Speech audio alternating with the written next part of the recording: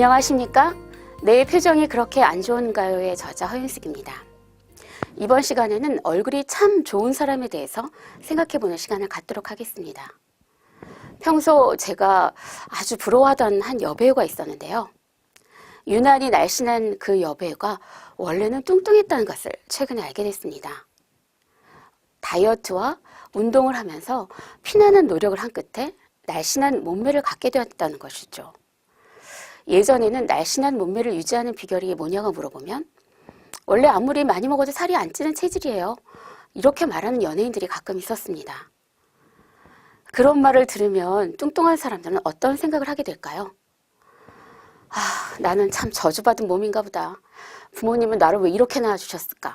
하고 좌절했을 것입니다. 한마디로 도움이 안 되는 말이죠.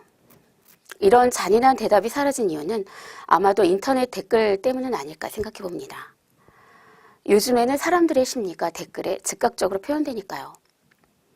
하지만 한번 생각해 보세요. 자신의 노력 없이 이루어지는 것들에 기뻐하는 게 옳은 일일까요? 그렇다면 얼굴이 참 예쁘시네요 라는 칭찬에 대해서도 생각해 보겠습니다. 외모는 그 사람이 노력한 부분이 아닙니다.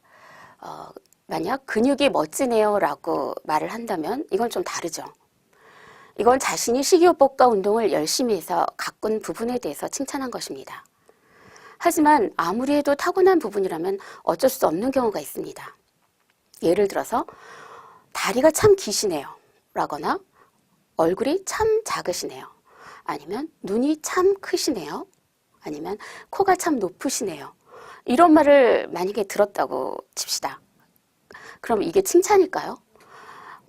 이거는 다 거의 다 저절로 타고난 것이죠. 외국에서는 이런 말들을 대놓고 하는 것이 신뢰라는 말을 들은 적이 있습니다.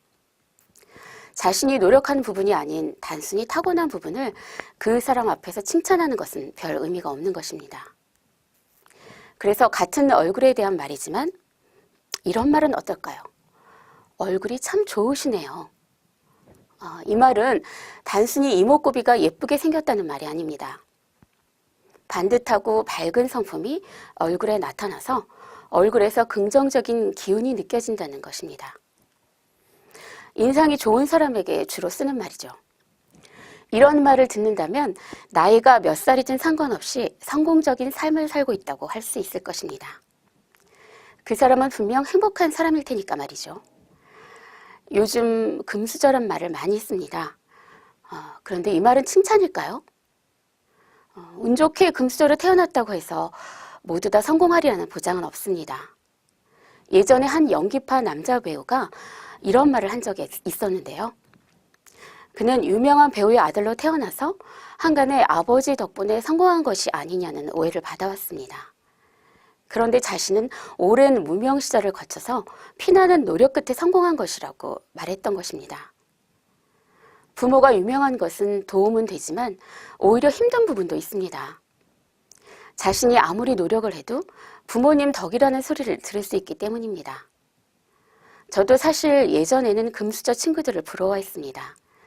그 친구들의 얼굴은 좋은 영양 상태 때문인지 항상 우윳빛을 띠고 피부가 반들반들했습니다. 그런 친구들을 보고 있으면 나는 왜 저런 부모님 밑에서 태어나지 못했나 하고 속상했습니다. 나보다 공부를 못해도 부티가 나는 얼굴을 가지고 있다는 것이 그저 부러웠던 것이죠. 지금 생각해보면 부티가 나는 얼굴이 뭐가 어쨌다는 건지 모르겠습니다. 사실 자식의 부티는 부모님의 노력에 대한 대가입니다. 내가 칭찬받거나 부러움을 받을 일이 아닌 것이죠. 시간이 많이 흐른 후에는 자신의 노력만이 자기가 가질 수 있는 칭찬의 몫이 됩니다. 오히려 부모님이 성공한 경우 부모만 믿고 자식이 방탕하게 생활하는 일도 많이 있습니다. 제가 상하이에 있을 때 한국인이 외국 사람들에게 큰 비난을 받았던 사건이 하나 있었습니다.